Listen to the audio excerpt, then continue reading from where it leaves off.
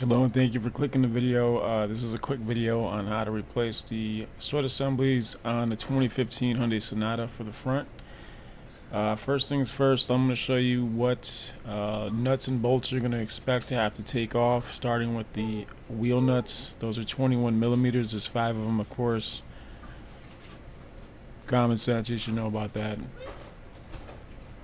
Then we got the stabilizer link nut and the shaft. The nut is going to be 19 and the shaft is going to be a 8 millimeter. We have these bolts at the lower portion of the strut that secure the strut to the knuckle.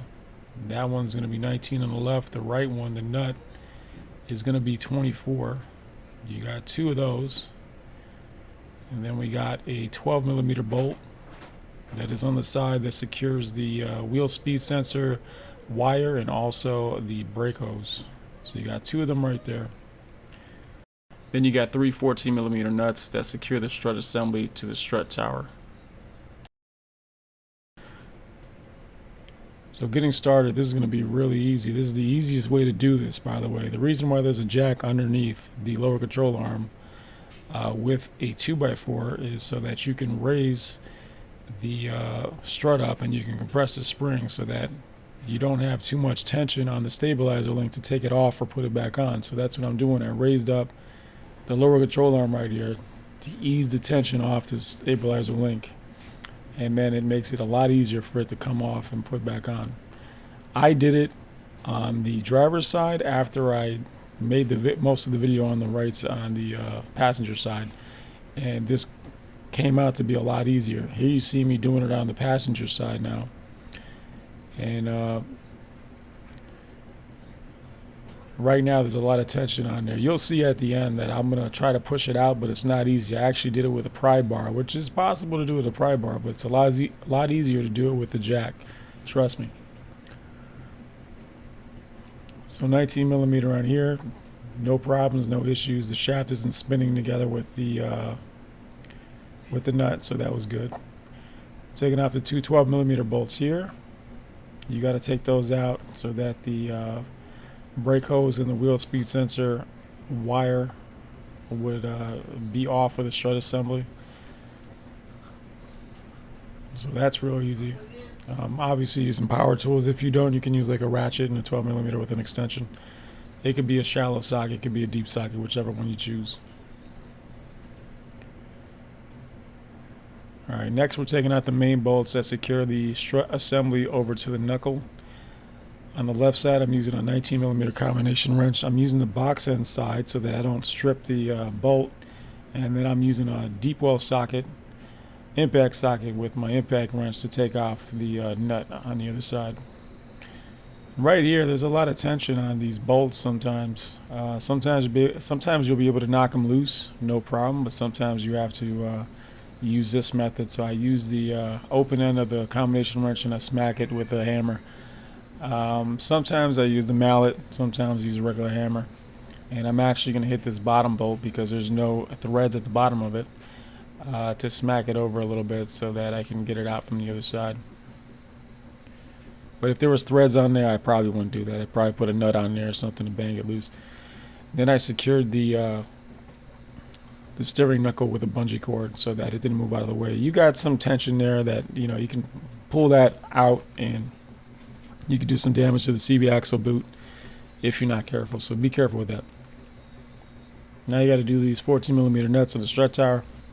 If you notice, the one that's on the top, it's yellow, and that yellow one has to be pointed at the other side towards the other yellow one, basically in the same position. There's some arrows on the strut mount itself that'll guide you. So I'm pointing at them right now, and that just has to point towards the other strut.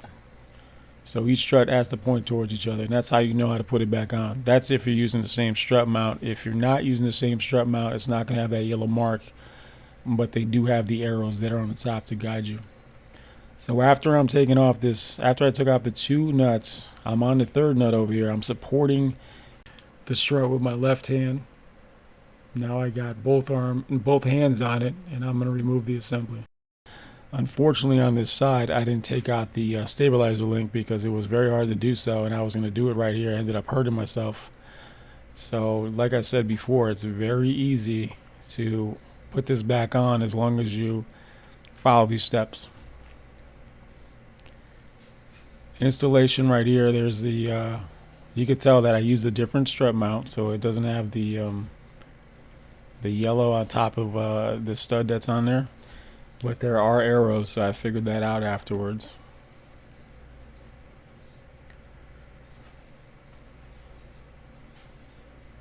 I put one of the old nuts on there to secure it in place so I can put the rest of the nuts on there. Now I got all 3 nuts on there.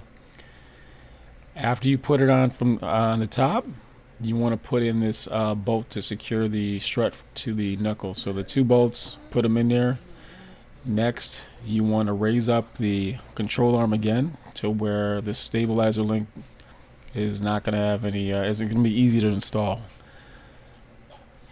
So that's why I'm showing you this again. Place that in there with no issues. Right here, I didn't do that. This is like just editing for you guys.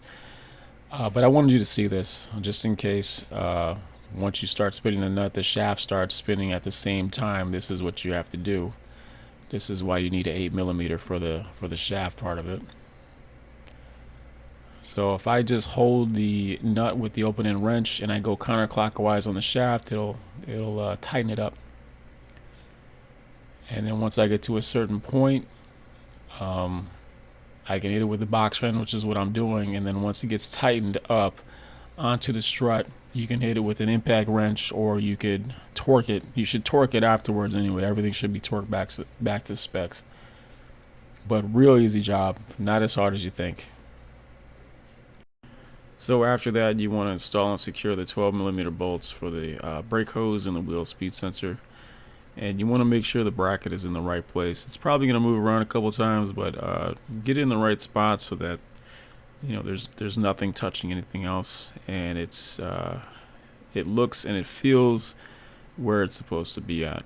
So that bracket right there that I'm tightening up, it should probably be more vertical, and that's what I did. I made sure that everything was where it's supposed to be. And then remember to torque everything back to specs. In the description, I'll have a link for all the specifications on the torque, and you can check that out whenever you want. So I hope you liked this video. I hope it helped you out a lot, and I will see you on the next one. Thank you.